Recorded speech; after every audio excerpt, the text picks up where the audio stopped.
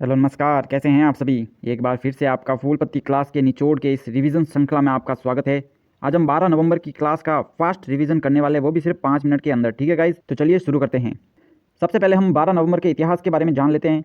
तो 1967 में इंदिरा गांधी को पद पर रहते हुए पार्टी से निष्कासित कर दिया गया था। ठीक है, आज के ही दिन 1781 में अंग्रेजों ने नागापट्टनम नाम पर कब्जा किया था। ठीक है गाइज, 2009 में भारत में पर्यटन को बढ़ावा देने के लिए अपने जो अतुल्य भारत अभियान है उसको वर्ल्ड ट्रैवल अवार्ड से नवाजा गया था।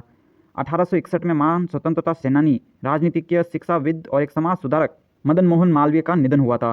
ठीक है गाइज, तो अब बढ़ते हैं 12 नवंबर के करंट अफेयर्स की और पहला क्वेश्चन है, हाल ही में किसने कर्मियों के मानसिक तनाव को दूर करने के लिए चौपाल कार्यक्रम शुरू किया है।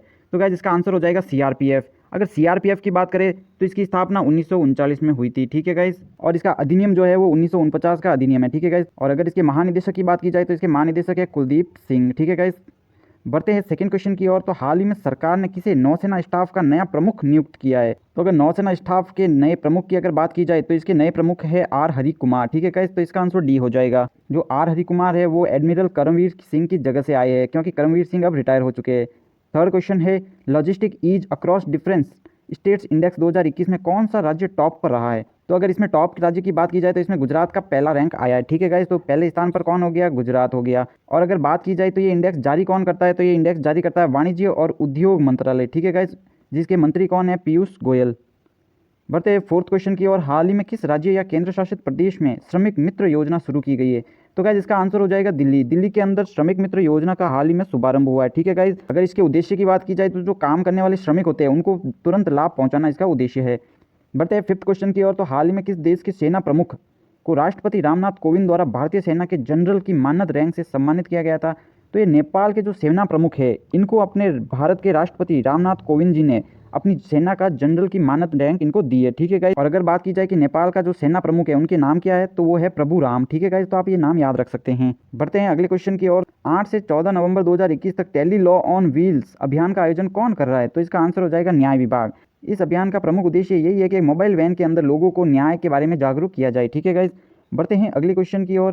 सेवंथ क्वेश्चन है, चर्चा में रही आईएनएस वेला क्या है। आईएनएस वेला, आईएनएस वेला एक सबमरीन है। अगर आईएनएस वेला की बात की जाए तो ये प्रोजेक्ट 75 से संबंधित है।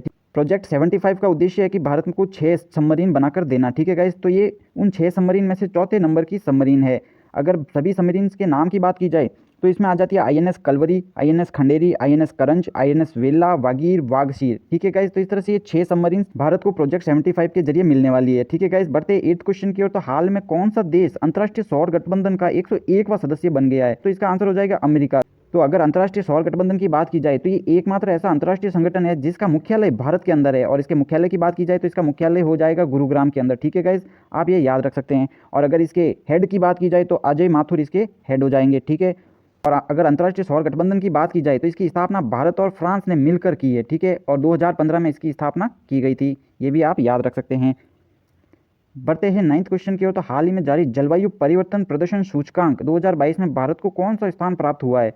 तो अगर भारत के स्थान की बात की जाए तो भारत को 10वां स्थान प्राप्त हुआ है। ठीक है गाइस, अब अगर जलवायु परिवर्तन प्रदर्शन सूचकांक की अगर बात की जाए तो इसको जारी करने वाली संस्था का नाम है जर्मन वॉच संस्था। ठीक है, आप ये भी याद रख सकते हैं, जर्मन वॉच संस्था इसे जारी करती हैं। बढ़ते हैं अगले क्वेश्चन की ओर। तो 10th क्वेश्चन है, 11 नवंबर 2021 को किस राज्य केंद्र शासित प्रदेश में एंटी ओपन बर्निंग कैंपेन शुरू किया गया है। तो इसका आंसर हो जाएगा दिल्ली। अगर इसके उद्देश्य की बात की जाए तो इसका उद्देश्य है कि खुले में कचरा आप नहीं जलाएंगे और प्रदूषण को कम करने में आप सहयोग करेंगे। ठीक है गाइस, तो 11th क्वेश्चन हो जाएगा, चर्चा में रहा हार्बिंगर 2021 क्या है।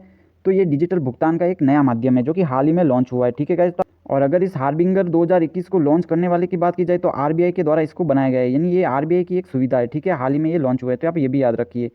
12th क्वेश्चन है, हाल ही में कौन भारत के 72वें ग्रैंड मास्टर बने हैं।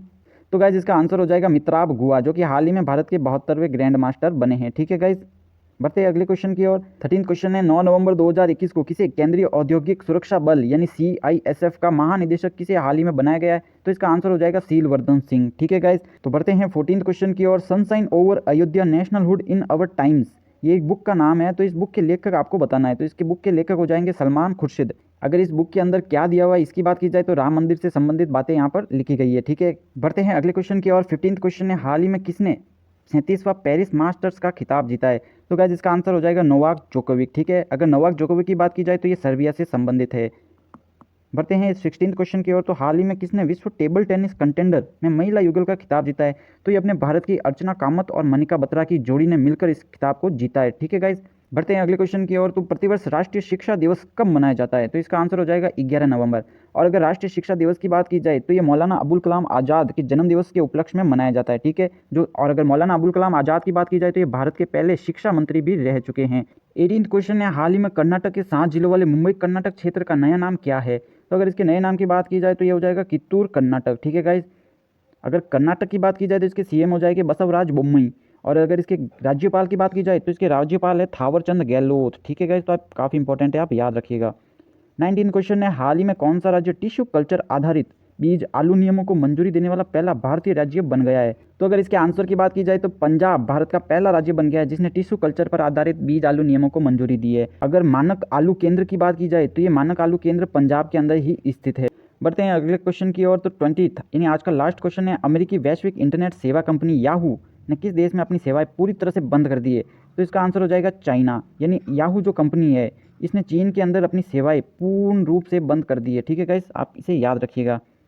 तो इस तरह से आज हमारे 12 नवंबर का जो करंट अफेयर्स है उसका हमने फास्टली रिवीजन कर दिया मात्र कुछ मिनटों के अंदर।